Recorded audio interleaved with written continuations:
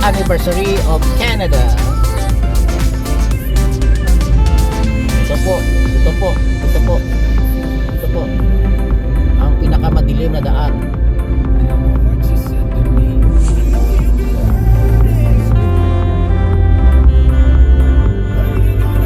Buti na lang dito sa Cypress Bowl Road, nilalagyan palagi ng liquid salt kasi maraming pumupunta sa ski resort sa taas. Kaya namin puntahan yun pero wala naman kaming ski slide or lake para makapag-slide, so hindi kami pwede mag-slide.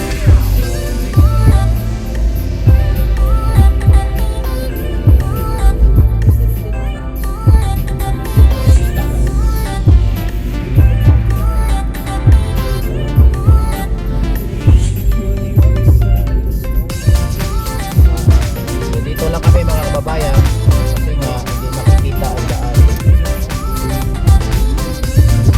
Sarado. Nag-cleaning na naman sila dito, nagsarado naman para i-develop. Yung wala Good morning, good evening, good afternoon kung anong oras man dyan sa atin sa Pinas. So araw ng Lunes ngayon dito sa Vancouver.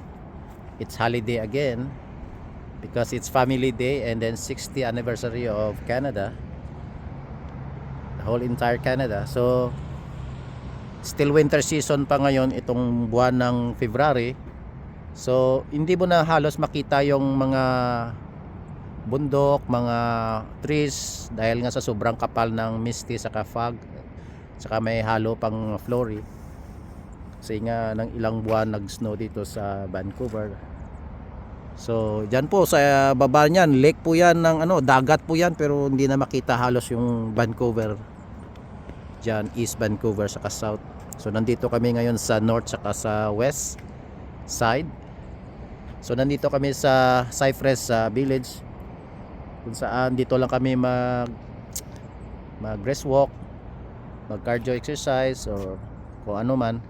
Kasi nga diretso sana kami ng Squamish saka Whistler, pero dahil delikado yung daan, hindi na halos makita. So siyempre pag mahina yung mga gulong ng sasakyan mo, wala kang preparasyon sa sobrang dikit mo kasi visible lang kasi pag mga 1 cup away lang ang visible ng sasakyan sa harap mo. So pag nagpreno ka, so sliding ka. So dito na lang kami sa Cypress Village, malapit sa amin para wala nang problema. So dito lang kami mag hiking. So padayon lang mga karangkada.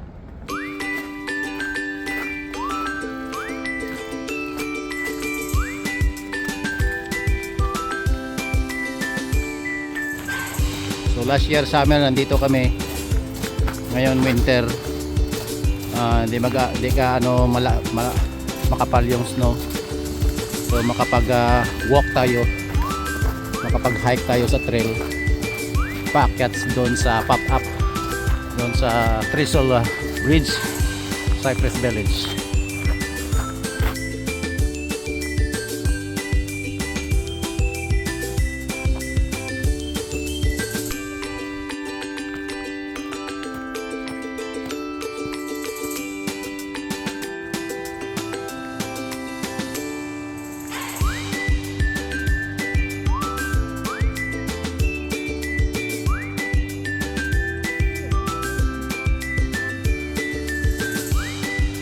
squirrel.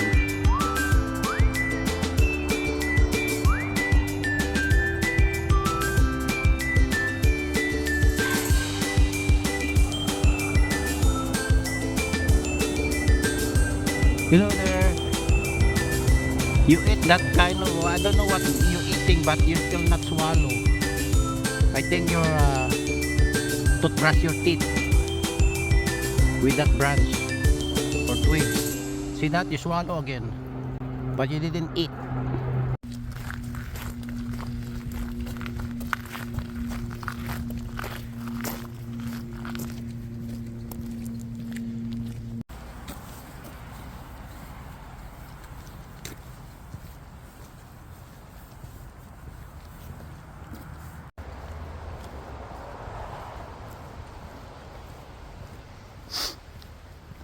Sarap ng oxygen.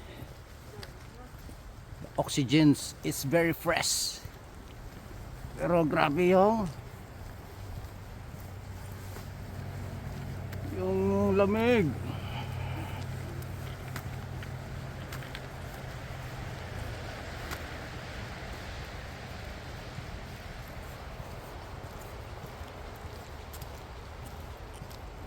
th anniversary ng flag ng Canada at the same time Family Day.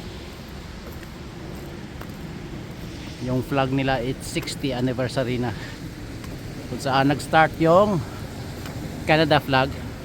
So kayo na mag-google sa website kailan nag-start, so nationwide naman yan i-google nyo lang po kasi hindi ako sa history. So nandito na tayo sa pop-up High Pop-Up Village.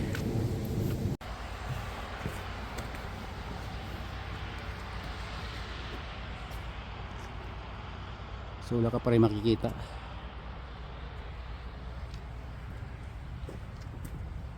Taas ganun din. Yung very visible lang. Ito po yung trestle nila.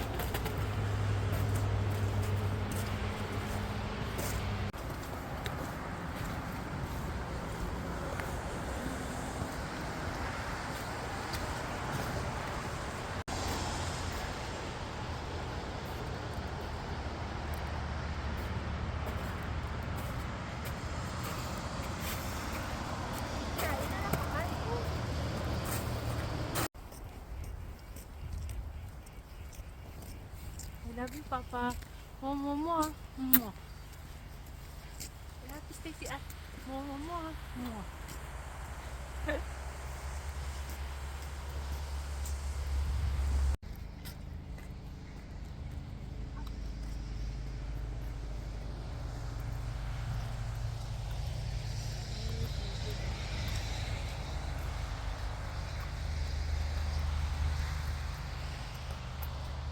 So last year puro pundasyon pa lang ito, ngayon malapit na matapos yung mga ginagawang mga apartment or housing.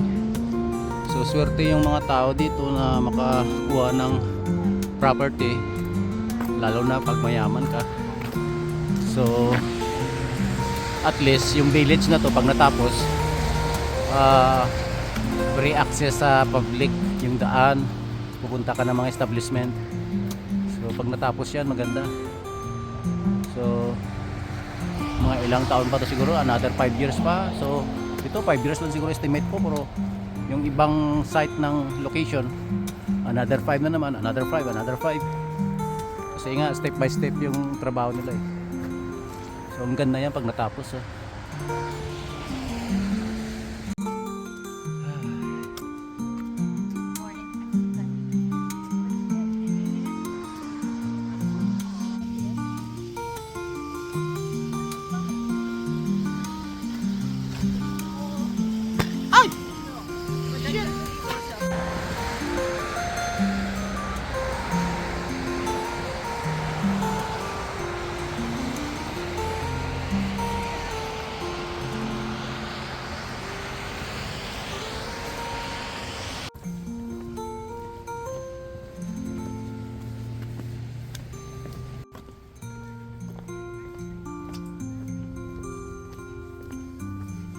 Yun guys, bumalik kami back and forth kasi nga doon sa baba ang kapal ng snow, so takot yung asawa ko mag walk sa snow. So bumalik na lang kami dito sa lower pop-up village. So kasi wala siyang guts eh. Ako may glory sa guts. Wala.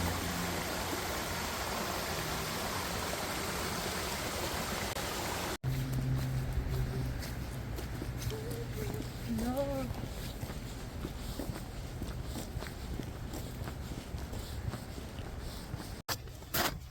So yun guys, nakabalik na kami pababa. So nag back and forth lang kami, hindi kami makapag-loop doon sa taas doon. Kasi nga maraming snow yung pathway, yung trail. So bumalik kami dito sa parking lot kung saan dito kami nag-start. So maganda sana eh. So para isang loop lang. So nag back and forth kami. So okay lang yun, at least nakapag-exercise kami ng cardio exercise. Ganda yung lungs, yung breathing mo sa air, napaka-fresco, tsaka yung heart mo. So yun po yung short hike namin dito sa Pop-Up Cypress Village. So katabayan niya naman mga ilang mga buwan o during summer, magbabike ako, dalhin ko yung bike para makapag-ride ako ng bike dito sa gravel. So dayon lang mga karangkada.